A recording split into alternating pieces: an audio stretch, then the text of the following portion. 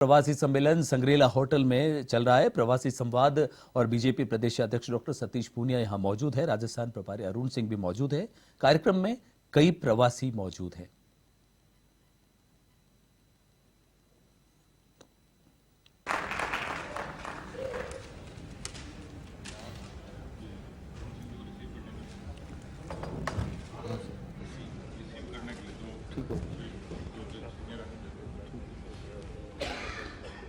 सब जोर से बोले भारत माता की जय, भारत माता की जय, जय श्री राम, जय श्री राम। लखनऊ में एक महंत बैठते हैं, उन्होंने कहा है कि 2023 में 2024 चुनाव से पहले अयोध्या का मंदिर तैयार हो जाएगा।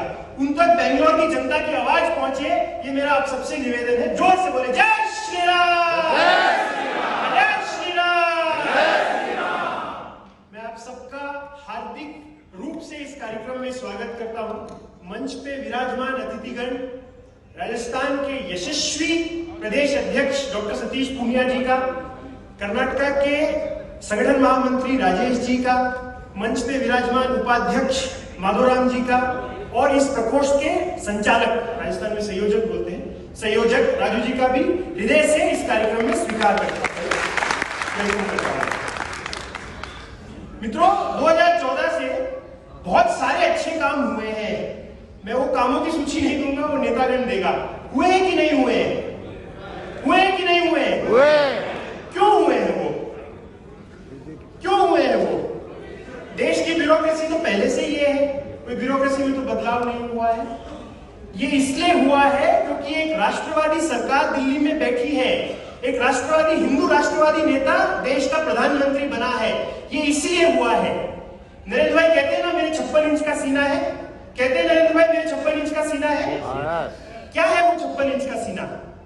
जो 303 सांसद आपने लोकसभा में बैठा रखे हैं, वो नरेंद्र भाई की 56 इंच का सीना है। आज जितने अच्छे कार्य हो रहे हैं देश विदेश में, उसका एक सिंगल रीजन है, भारतीय जनता पार्टी की सिंगल मैंडेट सरकार दिल्ली में बैठना। नहीं सर। बीजेपी का कार्यकर्ता वोटर को लाके वोट डलवाता है। वोटर जब बीजेपी को सपोर्ट करता है और एक मैंडेट की सरकार जब कहीं भी बैठती है तो अच्छे काम होते हैं। अब वैसे ही हमें भारतीय जनता पार्टी के नेतृत्व का, हमारे नेता नरेंद्र भाई का हाथ और मजबूत करना है। आज की स्थिति ये है मित्रों, जबकि इतनी रूट मैंडेट हमको दिल्ली में है, स्टेट्स में हमारी वो पोजीशन नहीं है। आज भी आधे से ज्यादा स्टेट्स में हम पावर में नहीं है। ये हमें बदलना है। तो ये जो कार्यक्रम का उद्देश्य है, 2 प्रदेश चुनाव में जाने वाले हैं 2023 में। वैसे तो और भी जा रहे हैं, मगर राजस्थान और कर्नाटक दोनों 2023 में चुनाव में जाने वाले हैं। यहाँ पे जो लोग बैठ रहे हैं, सबकी जन्मभूमि राजस्थान है, मगर सबकी कर्मभूमि कर्नाटक है। हमें दोनों का कर्ज उतारना है। उतारेंगे? उतारेंगे? जन्मभूमि में भी हमें सरकार लानी है और कर्मभूमि में भी सरकार लाना है। अगर हमें नरेंद्र भाई का हाथ मजबूत करना है तो स्टेट्स पे भी कंट्रोल लेना पड़ेगा। मुंबई बड़ौदा का एक बहुत अच्छा बुलेट ट्रेन का कार्यक्रम चलाया गया, आप लोग सब जानते हैं। जैसे ही भाजपा की सरकार गई वहां से, वहां पे वो कार्यक्रम बंद हो गया है। अब ये हमें अवॉइड करना है। राजस्थान में 2018 तक डबल इंजन की सरकार थी, बहुत अच्छे काम हुए। 2018 में कुछ कारणवश भाजपा की सरकार गई, वो सारे जो अच्छे काम थे सारे रुक गए। भामाशाह योजना सब कौन जानते हैं? भामाशाह योजना के बारे में किसने सुना है? सबने मोटा मोटी जो राजस्थान से जुड़ा हुआ है सुना है। उसकी आज क्या स्थिति है राजस्थान में आप जानते हैं। हमारा ये कर्तव्य है कि दोनों राज्यों में, दोनों प्रदेशों में एक प्रचंड बहुमत की राष्ट्रवादी सरकार बैठे और एक हिंदू राष्ट्रवादी दोनों स्टेट्स का मुख्यमंत्री बने। क्या इसके लिए हम तैयार हैं?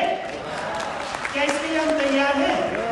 और आने वाले जब कार्यक्रम आगे बढ़ेगा तो राजेश जी और सतीश जी और अरुण जी जब पधारेंगे वो हमको बताएंगे हमारा क्या योगदान रहेगा। एक ट्रिपल इंजन की सरकार हमें बैठानी है। डबल इंजन तो सुनते हैं, कर्नाटक में भी, राजस्थान में भी और दिल्ली में तो बैठानी है 2024 में। ट्रिपल इंजन की सरकार हमें बैठानी है। उसके लिए आज हम यहाँ पे सब एकत्रित हुए हैं। एक ही काम रहेगा हमारे अगले साल तक कि बेंगलोर में, जयपुर में और दिल्ली में, तीनों जगह हिंदू राष्ट्रवादी सरकार बैठे। मंच पे विराजमान प्रदेश अध्यक्ष जी से भी मेरा एक निवेदन है, आप ये 2020 का जो खेल चलता है राजस्थान में उसको बंद करें। आपके साथ कार्यकर्ता हृदय से जुड़ेगा। ये जो 5 साल वो बैठेंगे, 5 साल हम बैठेंगे, वो बंद करें। एक ऐसी सरकार इस बार जब आपको प्रचंड बहुमत मिलेगी, आप एक ऐसी सरकार बैठाएं कि 30 साल तक हम राजस्थान पे शासन करें। अगर हमें परिवर्तन लाना है ब्यूरोक्रेसी में, अगर हमें परिवर्तन लाना है समाज में, 5 साल से नहीं होगा। तो अध्यक्ष जी से भी निवेदन है कि इस बार राजस्थान में जब हम सत्ता में आए, अगले 30 साल तक सत्ता में बैठे। 30 साल क्यों? कांग्रेस 30 साल होने वाला है जो खुद रहोगे जब तक या बाकी पार्टी? अभी जो कांग्रेस खुद बाहर होने वाला है 2 साल। चलिए 100 साल, अध्यक्ष जी ने 100 साल का तैयार है। बस आखिर में यही कहना चाहूंगा, राजेश जी से भी मेरा एक निवेदन है, राजस्थानी समाज की बेंगलोर में, कर्नाटका में बहुत क्षमता है, बहुत शक्ति है। आप उसको संगठन में जोड़े, आपको अगले चुनाव में उसका फायदा मिलेगा। आप सबका पुनः धन्यवाद करता हूं। जय श्री राम, उच्छिष्ट भारत। अरुण जी आगे जोरदार तालियों के साथ खड़े होकर स्वागत करें।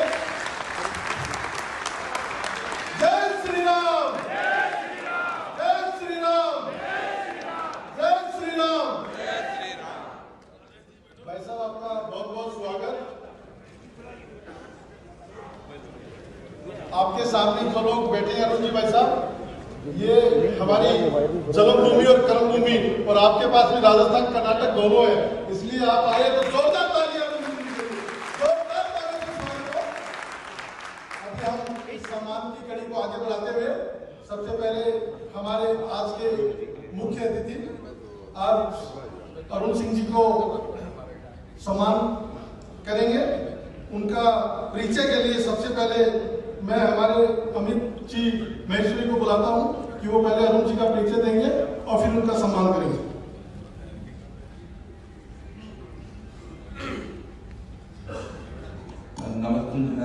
धन्यवाद सचिन भैया।